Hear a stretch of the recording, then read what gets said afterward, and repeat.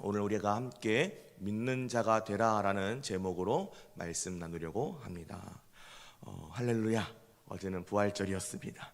부활절 칸타타, 또 전교인 전도를 통해서 예수 그리스도의 부활을 기념하고 전하며 큰 기쁨을 누리는 시간인 줄 믿습니다. 이처럼 하나님께서는 우리 하나님의 사람들이 하나님을 더 잘 알고 더 잘 믿게 하시기 위하여서 우리에게 베푸신 어떤 각양 은혜와 사랑을 잊지 않을 수 있게 하시기 위해서 우리가 지금 지키고 있는 여러 절기들, 그리고 또 성례들을 허락하셨습니다. 사도 바울은 로마서 6장에서 세례의 시작이 그의 죽으심에서 비롯됨을 말하면서 그리스도와 연합한 우리가 이제는 죽은 자가 아니라 그와 연합하여 산 자가 되었다라고 얘기합니다.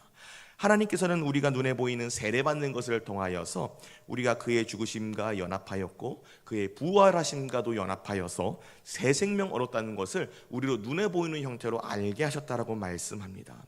그만큼 우리 기독교인들의 모든 신앙에 있어서 예수님의 부활, 또 그 부활로 인한 우리의 부활은 너무나도 중요합니다. 예수 그리스도의 부활이 기독교의 모든 것이라고 해도 과언이 아닙니다. 아니요, 모든 것입니다.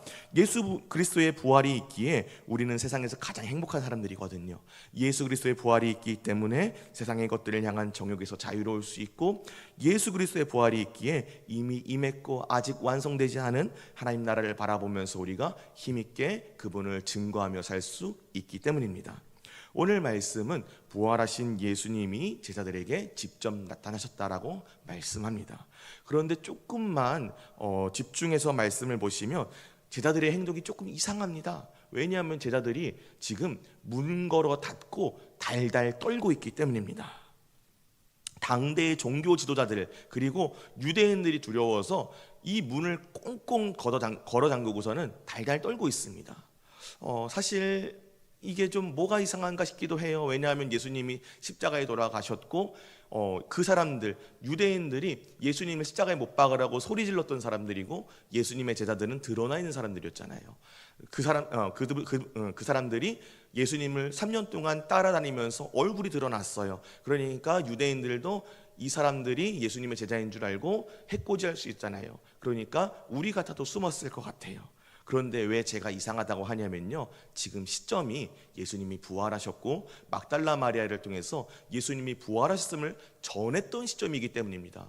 예수님 부활하셨다고 막달라 마리아가 전했는데 이 사람들이 문을 꽁꽁 걸어 잠그고서는 숨어 있었다는 얘기는요, 이제 요한은 자기가 이 복음서를 쓰면서 아직 그들이 예수님이 부활하셨다 하신 그 말씀에 대해서 알지 못했다라고 좀 점잖게 돌려서 얘기하고 있지만 믿지 못했다는 얘기입니다. 예수님 부활하신다는 얘기 전혀 믿지 못했다는 얘기예요. 그래서 제자들이 부활을 믿지 못했기 때문에 덜덜 떨고 있는 남은 제자들 앞에 무덤에서 부활하신 예수님이 나타나서 이렇게 말씀하십니다. 너에게 평강이 있을지어다. 신기한 것은요, 요한이 예수님께서 그 모든 문이 닫힌 그 집에 어떻게 들어왔는지는 말씀 안 합니다. 그냥 나타나셨다, 오셨다라고만 얘기합니다.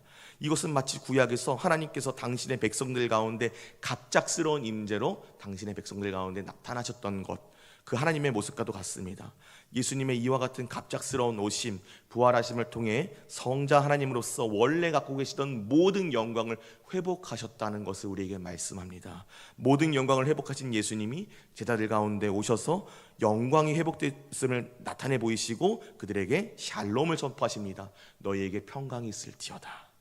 그러나 예수님의 말씀이 무색하게도 제자들은 애초에 예수님이 부활하셨다는 사실을 믿지 않았다고 했잖아요. 누가복음에는 이렇게 얘기합니다. 그들이 놀라고 무서워하며 그 보는 것을 영으로 생각하는지라.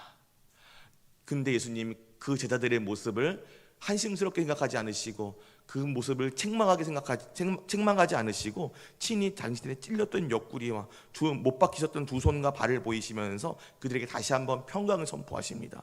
예수님께서는 이렇게 당신의 제자들 앞에 나타나셔서 그들에 대한 당신의 사랑을 나타내 보이시고 십자가와 부활에 관련하여 예수님께서 그들에게 알려주셨던 그 말씀, 그것이 성취되었음을 나타내 보여주셨습니다.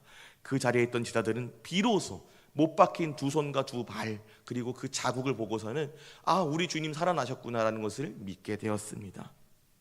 이어서 부활하신 예수님은 아버지께서 나를 보내신 것 같이 이제는 나도 너희를 보내노라라고 말씀해 주십니다. 그리고는 그들을 향해 숨을 불어넣어 주셔서 성령을 받으라라고 말씀하십니다. 이는 창세기 2장 7절에서 하나님이 흙으로 빚어진 사람에게 숨을 불어넣으시고 생명이 되게 하신 것을 생각나게 하십니다. 또 에스겔서의 말씀을 생각나게 합니다. 마른 뼈에게 생기를 불어넣어서 생명이 되게 하신 것, 그것을 통해서 다시 일으켜 세우시고 하나님의 군대로 일으켜 세우신 것을 우리가 기억나게 합니다.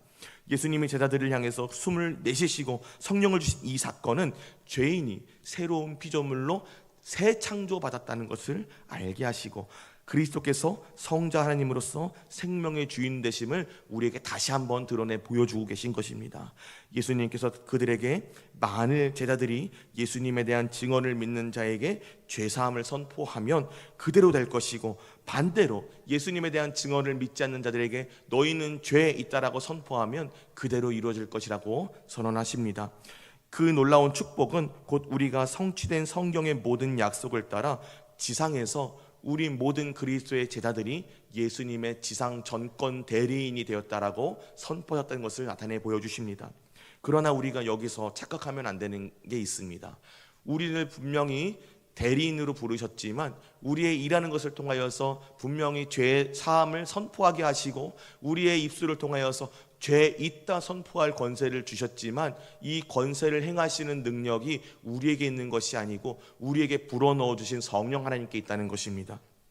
따라서 예수님의 십자가 복음을 선포하고 그 말씀을 받아들이고 믿는 자에게 죄사함을 선포하는 것은 우리에게 달린 우리의 사명이지만 그 사명을 우리가 순종했을 때 그 일을 행하시는 이는 우리 스스로가 아니요, 우리 스스로에게 어떠한 신통한 능력이 있는 것이 아니요, 우리 안에 계시는 성령 하나님의 전적인 권세라는 것입니다. 그런데 요한복음에는 다른 복음서에 등장하지 않는 특별한 이야기가 또 하나 등장합니다. 그것은 바로 예수님께서 제자들에게 나타나셨을 때 그 자리에 없었던 제자 도마의 이야기입니다. 그는 예수님이 살아나셨다고 말하는 다른 제자들의 말을 믿지 않습니다. 내가 예수님의 손과 발에 박힌 그 못자국을 보고 옆구리에 찔린 창자국에다가 내가 손 넣어보지 않고서는 믿지 않을 거야, 이렇게 얘기합니다.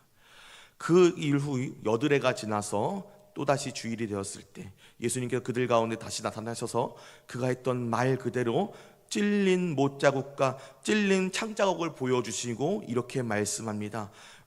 네가 만져보고야서야 믿느냐? 보지 못하고 믿는 자가 복되도다. 그러자 도마는 그 예수님의 말씀을 듣고 나의 주님이시오 나의 하나님이라고 고백합니다. 도마의 이 고백, 어떤 제자들의 신앙 고백보다도 강력한 것이었습니다. 그때까지도 도마 외에 예수님께 직접적으로 나의 하나님, 나의 주님이라고 말한 사람이 없었습니다. 베드로조차도 하나님의 아들이신 것을 믿었지만 나의 하나님이라고 고백하지는 않았습니다. 그런데도 예수님께서 이상하게도 그의 신앙 고백 받으시고는 보지 못하고 믿는 자들은 복되니라라고 마치 질책하는 듯하시게 말씀하십니다. 아마 이 말씀은 도마 한 사람에게만 말씀하시는 것이 아니었을 것입니다. 그 자리에 있는 모든 제자들, 그리고 그 제자들을 넘어서 그 이후로 예수님을 믿을 모든 신앙의 제자들을 향해서 말씀하신 것이었을 것입니다. 세상은 우리에게 예수님을 내 눈앞에 보이면 믿는다고 얘기합니다. 실제적으로 드러내면 내가 믿겠다. 그러나 정말로 세상 사람들의 말처럼 예수님을 믿는 그 믿음이 내 눈으로 보는 것에 달려있는 것이었다면 예수님 당시의 사람들은 예수님을 배신해서는 안 됐습니다. 예수님을 십자가에 못 박아서는 안 됐을 것이에요. 그들은 예수님을 실제적으로 눈으로 보았고 따랐고 그분이 베푸시는 모든 기적도 바라봤잖아요. 오병이어로 5,000명 먹이시는 거 보았고 죽은 나사로가 살아나는 것도 보았고 바람과 바다를 꾸짖어 가지고 멎게 하신 것도 보았잖아요. 그런데 그 사람들 예수님을 향해서 뭐라고 외쳤나요? 바라바를 놓아주고 예수님을 십자가에 못 박으라고 얘기했잖아요. 그러면 안 되는 거잖아요. 그런데 그 사람들은 예수님을 십자가에 못 박았습니다. 이 얘기는 무엇이냐면 눈으로 보는 것은 결코 우리의 믿음을 자라나게 할 수 없다는 것을 이야기합니다. 그리고 반드시 눈으로 본다고 생기는 것이 아니라 오직 하나님의 말씀을 들음으로 인하여서 우리의 믿음이 생긴다는 것을 말씀해 주고 있어요. 그래서 사도 요한은 갑자기 복음서를 기록한 이유에 대해서 도마의 이야기 바로 다음에 이렇게 이야기합니다. 오직 이것을 기록함은 너희로 예수께서 하나님의 아들 그리스도이심을 믿게 하려 함이요 또 너희로 믿고 그 이름을 힘입어 생명을 얻게 하려 함이니라. 요한복음 20장 31절 말씀. 아멘. 사실 이런 요한의 서술은 조금 어색한 서술이에요. 왜냐하면 보통 자신이 어떤 문서를 썼을 때, 어떤 책을 기록했을 때 그 책을 기록한 목적에 대해서 쓰는 거는 서론에 쓰거나 아니면 아예 맨 마지막 결론에 쓰거나 하잖아요. 그런데 요한복음은 21장으로 끝납니다. 20장에 등장하기에는 조금 뭔가 어색한 문장이 아닐 수 없습니다. 그런데 왜 요한이 이런 문장을 썼을까요? 요한은 보지 못하고 믿는 자들은 복되도다 하시니라는 그 말씀 다음에 자신이 요한복음을 기록한 목적을 가져옴으로써 자신의 후배 그리스도인들에게 우리가 목격한 예수 그리스도를 더 이상 너희는 목격할 수는 없을 거야. 하지만 우리의 보고 들은 바를 전해 듣고 예수를 믿는 너희의 믿음은 결코 우리에 비해서 부족한 것이 아니고 오히려 더욱 귀한 것이야 라고 격려하기 위한 것이었을 것입니다. 말씀을 정리하겠습니다. 오늘 말씀에서 다른 제자들의 말을 듣고 의심한 도마, 예수님께 책망을 듣긴 하였지만 그렇다고 하여서 그 믿음이 거짓된 것은 아니었습니다. 오히려 믿음 없는 자가 되지 말고 믿는 자가 되라고 하신 그 말씀처럼 그는 부활하신 예수님을 목격하고 나서는 더 이상 의심하지 않았거든요. 앞서 말씀드렸지만 도마를 제외하면 예수님의 제자 중 어느 누구도 예수님을 향해서 직접적으로 나의 하나님이라고 고백한 제자가 없었습니다. 누구보다도 의심하던 그가 부활하신 예수님을 만나고 나자 누구보다도 믿는 사람이 되어서 자기 눈앞에 있는 예수님을 보고 참 하나님이신 것을 담대하게 고백한 것입니다. 우리도 때때로 도마처럼 의심할 때가 있습니다. 정말 하나님이 나를 구원하신 것이 맞는가? 나를 선택하신 것이 맞는가? 혹은 너무나도 믿음이 흔들리다 보면은 과연 하나님 살아계신 것이 맞기는 한 것인가까지도 흔들릴 때가 있는 것을 고백합니다. 그러나 나에게 닥쳐온 이 현실의 어려움 앞에 나의 믿음은 한 줌조차 되지 않는 것 같고 하나님의 존재조차도 의심스러워진 그 순간이 우리에게 찾아온다고 할지라도 그것이 우리가 정말로 선택받지 않았고 우리가 예수님의 제자가 아니라는 것을 말하지는 않습니다. 예수님께서 바로 그때 우리를 찾아오시거든요. 사실 어떻게 보면 우리가 때때로 흔들리는 거 당연할지도 모릅니다. 왜냐하면 제자들조차 무덤 비어있는 것을 보고 예수님 살아나셨다라고 생각하는 것이 아니고 누가 예수님 장례도 못 치르게 예수님의 시신을 훔쳐갔나 보다라고 생각할 정도로 예수님의 부활을 믿지 못했을 정도였거든요.